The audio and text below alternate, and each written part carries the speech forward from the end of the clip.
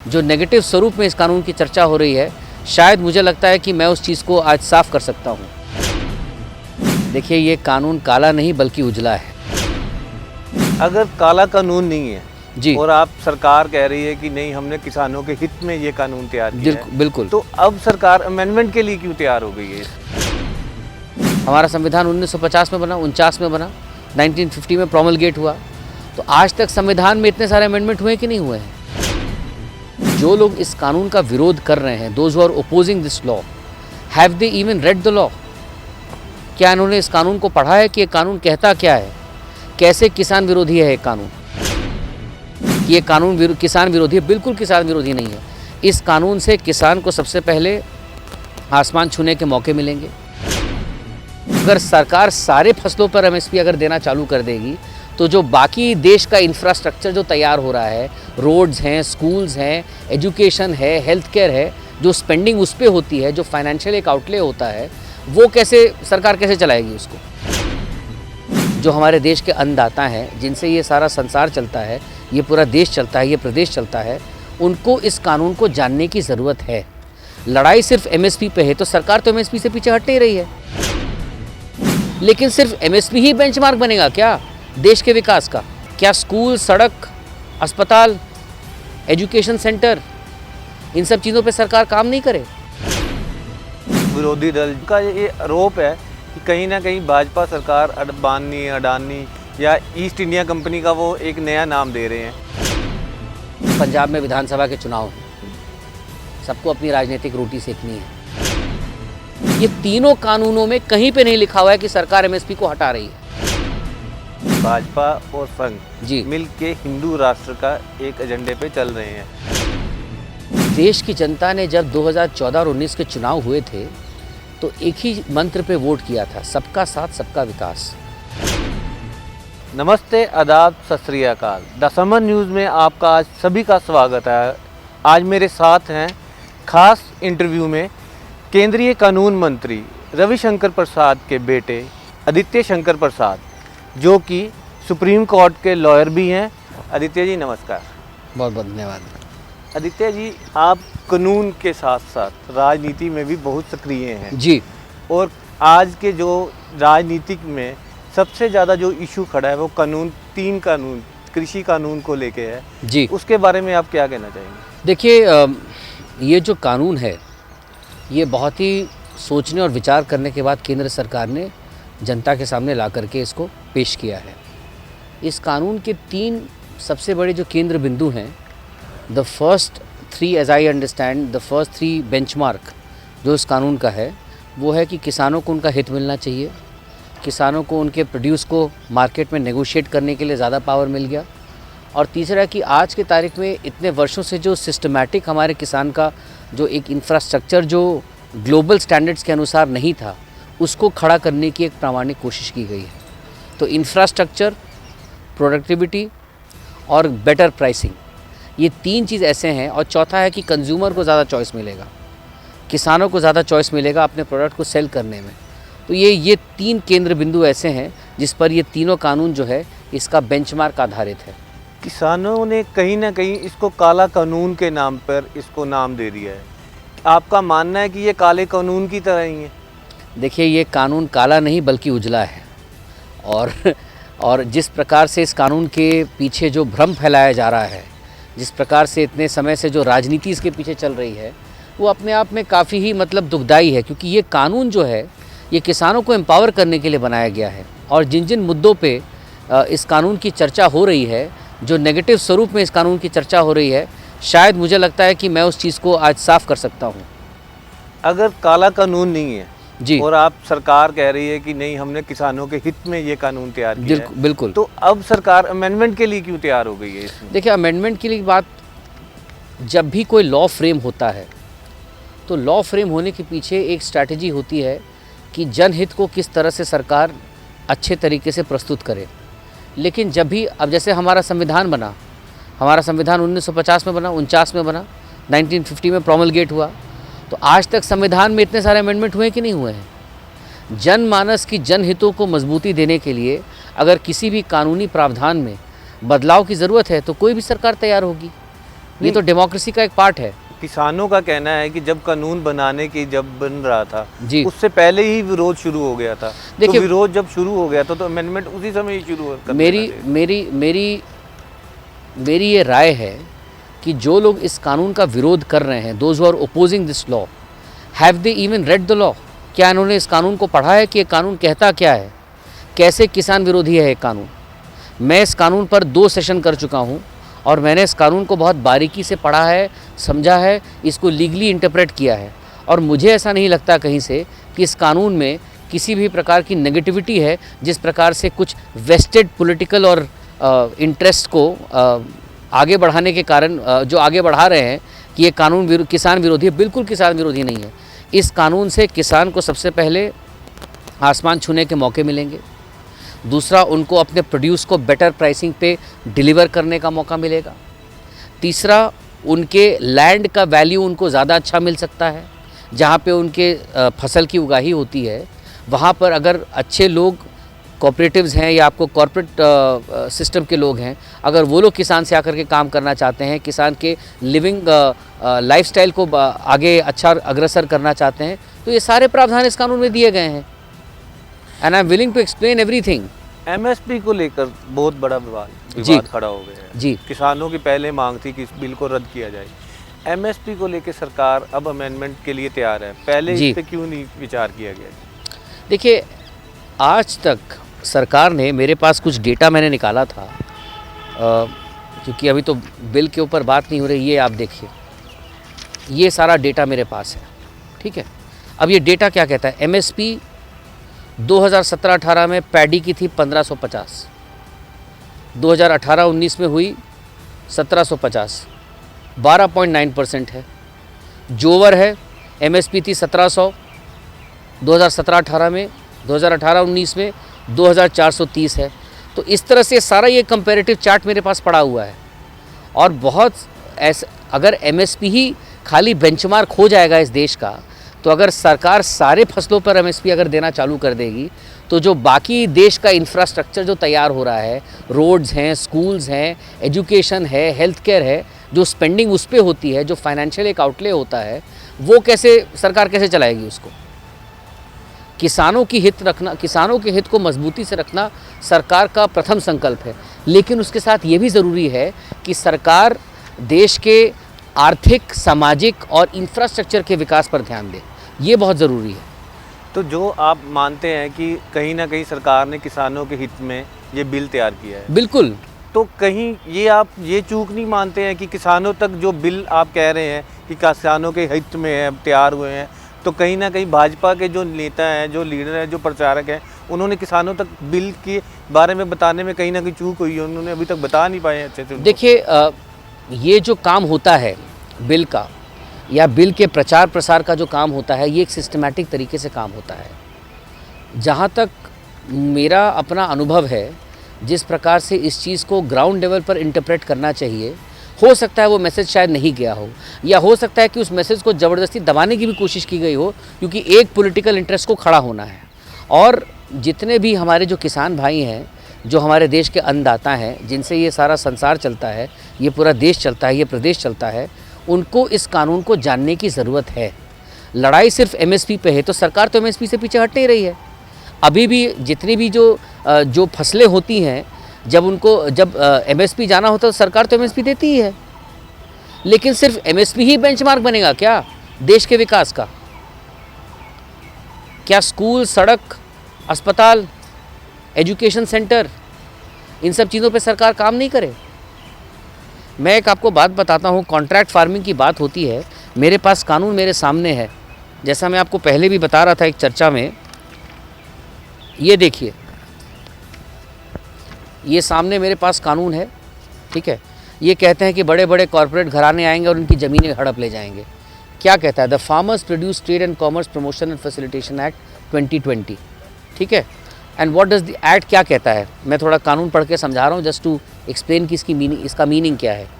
N act to provide for the creation of an ecosystem where the farmers and traders enjoy the freedom of choice relating to sale and purchase of farmers' produce. Freedom of choice relating to sale. Freedom of choice is the right word. which facilitates remunerative prices through competitive alternative trading channels to promote efficient, transparent and barrier-free interstate and intrastate trade and commerce of farmers' produce outside the physical premises of markets or deemed markets notified under so and so. अब ये contract farming की बात करते हैं, मैं आपको contract farming की भी बात समझाता हूँ। ये है चैप्टर 2 इस कानून का। चैप्टर 2 कहता है कि subject to the provision of this act any farmer or trader or electronic trading and transaction platform shall have the freedom to carry on the interstate and intrastate trade and commerce in farmers produce in trade area। मतलब कि किसी भी platform को use करके भारत के किसी भी प्रदेश में, प्रदेश के अंदर या अन्य प्रदेशों के साथ आप व्यवसाय कर सकते हैं, ट्रेड कर सकते हैं, ठीक है। और उसके बाद provided that no trader except the farmer producer organisation और agricultural cooperative society shall trade in any scheduled farmers produce unless such trader has a PAN number. तो आपके पास पैन नंबर होना चाहिए, ये बेसिक रिक्वायरमेंट है। इनकम टैक्स एक्ट में आपकी रजिस्ट्री होनी चाहिए। द सेंट्रल गवर्नमेंट में if it is of the opinion that it is necessary and expedient in the public interest so to do prescribe a system for electronic registration of a trader. Trader registered होना चाहिए, ठीक है। अब जहाँ तक आती है बात इसकी कॉन्ट्रैक्ट फार्मिंग की, जिस पे हल्ला हो रहा है, ये कहता है सेक्शन 3 सब सेक्शन 3 4 का सब सेक्शन 3। मैं इसको पढ़ता हूँ, फिर मैं इसको हिंदी में समझाऊँगा। Every trader who transacts with farmers shall make payments for the traded scheduled farmers produce on the same day or within the maximum 3 working days if procedurally so required, subject to the condition that the receipt of delivery mentioning the due payment amount shall be given to the farmer on the same day, provided that the central government may prescribe a different procedure of payment by farmer produce organization or agricultural cooperative society by whatever name called, linked with the receipt of payment from the buyers। तो अगर कोई भी trader, suppose करिए कि अगर कोई भी company मेरी ज़मीन पर आकर के अपना प्रोड्यूस उगाना चाहती है या मेरे साथ अग्रीमेंट करना चाहती है, तो उसको मेरे साथ एक ग्रेटर अग्रीमेंट करना पड़ेगा। पहली बात, पहली शर्त। दूसरी शर्त क्या है कि payment for the traded schedule farmers on the same day, मतलब जिस दिन ये मौखिक या रिटन अग्रीमेंट होता है उसी दिन आपको पहले इंस्टॉलमेंट का पैसा देना पड़ेगा, ठीक है। With in 3 maximum working days, मतलब 3 दिन के अंदर आपको सारा पैसा देना पड़ेगा। और प्रोसीजरली रिक्वायर्ड है सब्जेक्ट टू द कंडीशन कि ये दैट द रिसीट और delivery mentioning the due payment amount shall be given to the farmer on the same day. मतलब उसी दिन किसान को पैसा मिलेगा जिस दिन अग्रीमेंट होगा, उसी दिन जो अग्रीमेंट होगा वो कॉन्ट्रैक्टिंग पार्टी उसको पैसा देगी। और अगर किसान अपने आप से खुद ये नेगोशिएट नहीं कर सकता है तो देश में कम से कम 10,000 फार्मर प्रोड्यूस ऑर्गेनाइजेशन खड़े किए जाएंगे या कोऑपरेटिव एग्रीकल्चरल कोऑपरेटिव खड़े किया जाएंगे जो एपीएमसी के अलावा भी किसानों को अपनी हित को नेगोशिएट करने का पावर देंगे। लेकिन कहीं ना कहीं किसानों, विरोधी दल का ये आरोप है कि कहीं ना कहीं भाजपा सरकार अंबानी, अडानी या ईस्ट इंडिया कंपनी का वो एक नया नाम दे रहे हैं।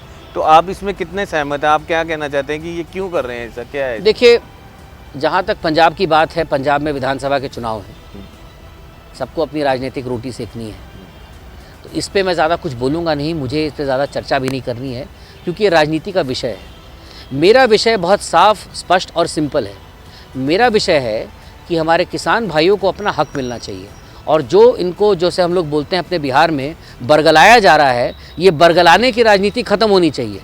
क्योंकि ये जो कानून है, कोई भी सरकार इतनी जन विरोधी नहीं है कि आज के तारीख में इस तरह का कानून लाए और देश में एक एंटरप्रेन्योरियल इकोसिस्टम को खड़ा करने की जो सरकार ने कोशिश की है कि किसानों को अपने पैरों पे खड़ा होने के लिए एक आसमान छूने के लिए विंग्स मिले, उनको वो पर मिले ताकि वो अपने पैरों को आगे बढ़ा सकें। ये कानून, ये 3 कानून जो आए हैं जिसको काला कानून कहा जा रहा है, बिना पढ़े हुए, बिना समझे हुए, बिना लिखे हुए, उनको साफ रूप से स्पष्टीकरण की ज़रूरत है। एक विरोधी दल या किसानों की तरफ से लगातार भाजपा नेताओं का पंजाब में बहुत विरोध चल रहा है जी। 2022 के चुनाव आ गए हैं जी, और कहीं ना कहीं फिरोजपुर में एक मनभागी घटना, आपको भी पता है कि भाजपा नेता के कपड़े तक उतार दिए गए। इसके बारे में आप क्या कहना चाहेंगे? देखिए, सबसे पहली बात कि अगर विरोध करने का ये तरीका है तो बहुत ही गलत है। विरोध करने के और भी तरीके होते हैं। आप किसी के खिलाफ जाके आप प्रदर्शन कर सकते हैं, वो सब बात समझ में आती है, लेकिन कपड़े फाड़ना, मारना पीटना, गैर कानूनी काम करके किसी को जलील करना, वो भी जो एक चुना हुआ जनता का प्रतिनिधि है, मैं उसको उचित नहीं मानता। हाँ, अंदर का रोष समझ में आता है, अंदर के दर्द को मैं समझ सकता हूँ। मुझे उसमें कोई शक नहीं है कि बहुत सारी मिसअंडरस्टैंडिंग हुई है, बहुत सारा कन्फ्यूजन हुआ है जिसको क्लियर करने की किसी ने कोशिश नहीं की है, और जो कोशिश हुई भी है वो भी बहुत ही हाफ हार्टेड हुई है। तो इसीलिए मुझे ऐसा लगता है कि कानून समझने से पहले, समझने के से कानून के बिना समझे बिना कोई ऐसा कोई कदम नहीं उठाना चाहिए कि क्या है क्या नहीं है, हमारे विरोध, उसका विरोध नहीं करना चाहिए जब तक उसकी मूल अंडरस्टैंडिंग नहीं हो। और जहाँ तक एमएसपी की बात है, सबको एमएसपी मिल रही है। ये तीनों कानूनों में कहीं पे नहीं लिखा हुआ है कि सरकार एमएसपी को हटा रही है। There is no provision in the law, there is no provision in all these 3 acts. मैं आपको पढ़ के दिखा देता हूँ, मेरे पास ये तीनों कानून सामने रखे हुए हैं, ठीक है। ये तीनों कानून है, मैं इसको ज़्यादा पढ़ूंगा तो फिर बहुत समय लग जाएगा, लेकिन तीनों कानून है मेरे पास, और इन तीनों कानूनों में कहीं पे भी नहीं लिखा गया है कि मिनिमम सपोर्ट प्राइस, जो कोई भी क्रॉप को एसेंशियली अगर सरकार खरीदना चाहती है उसको सरकार हटा रही है, या ये कानून हटा रहा है, या किसानों की हितों की अनदेखी हो रही है, या किसानों को बरगलाया जा रहा है, या कुछ भी है। ऐसा कुछ भी नहीं है। साफ, सिंपल, स्ट्रेट फॉरवर्ड लॉ है। किसानों को 21st सेंचुरी के ग्लोबल मॉडर्नाइज्ड प्रोफेशनल वर्ल्ड में कॉम्पिटिटिव और बिजनेस को एक्सपैंड करने का एक नया एवेन्यू मिल रहा है, और यही ये कानून कहता है। आप भाजपा युवा मोर्चा कानून लॉ के को इंचार्ज हैं, क्या आपकी तरफ से ऐसे कई प्रयास किए जा रहे हैं कि जो 3 कानून तैयार हुए हैं उनके बारे में किसानों तक पहुंच के बताया जाए? देखिए, सबसे पहला प्रयास तो आपका है कि आपके माध्यम से मैं अपने प्यारे पंजाब की जनता को आज मैं उनको इस कानून का महत्व समझा रहा हूँ। और बहुत सारे ऐसे प्रावधान हैं, क्योंकि आपका समय सीमा की अवधि होती है, लेकिन ऐसे बहुत सारे प्रावधान हैं जहाँ पे किसानों की हितों की कोई अनदेखी नहीं हुई है।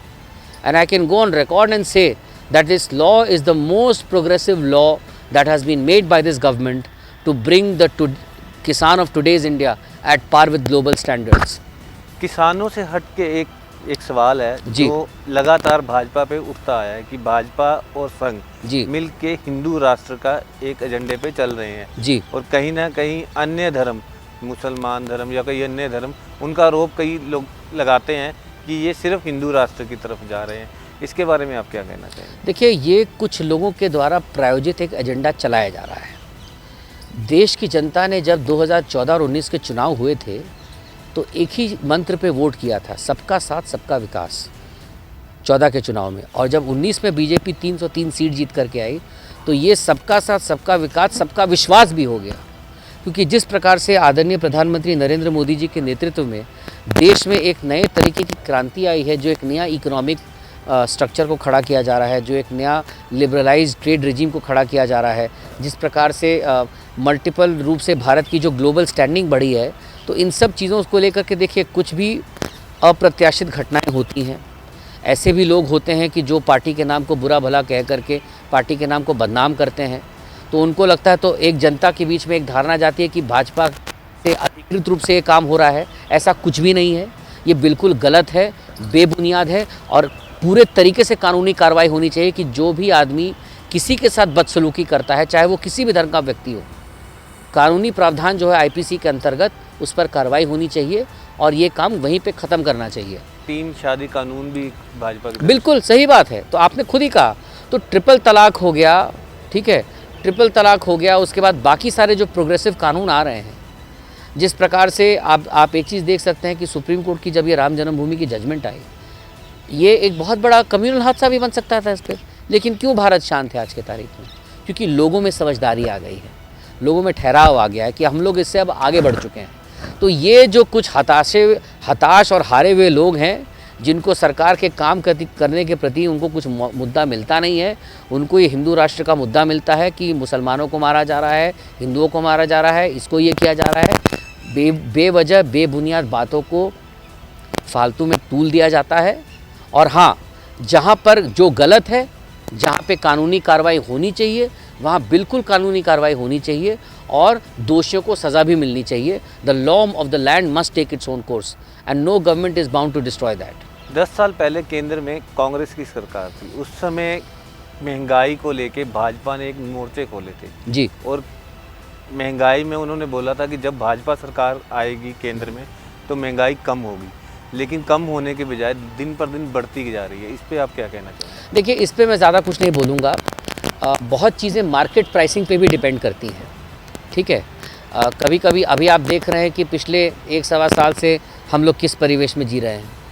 कोरोना काल में दुनिया में ट्रेड ख़त्म हो गया है, दुनिया में पर्सनल जो लोगों को एक फ्रीडम था वो ख़त्म हो गया है, हमेशा घर में रहना पड़ता है, घर के अंदर से आपको वर्क फ्रॉम होम करना पड़ता है, तो थोड़ा सा तो इन्फ्लेशन का भी इफ़ेक्ट आता है। लेकिन देखिए ये साइक्लिकल प्रोसेस होता है, सरकार चाहे कोई भी आए, बीजेपी आए या कांग्रेस आए, ठीक है, जो इन्फ्लेशन का साइकिल होता है या जो मार्केट प्राइसिंग का साइकिल होता है वो अपने चक्र पे चलता है। बट हाँ ये है कि सरकार अपने हिसाब से सारे कदम ले रही है और जहाँ तक प्राइसिंग की बात है, प्राइसिंग पे भी काम हो रहा है।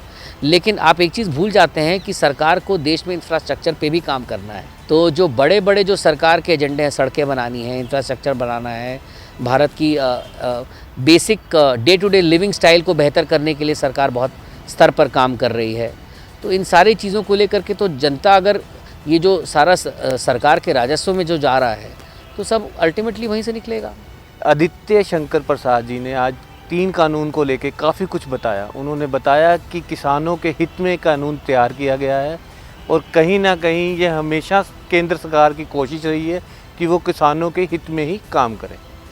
नमस्कार।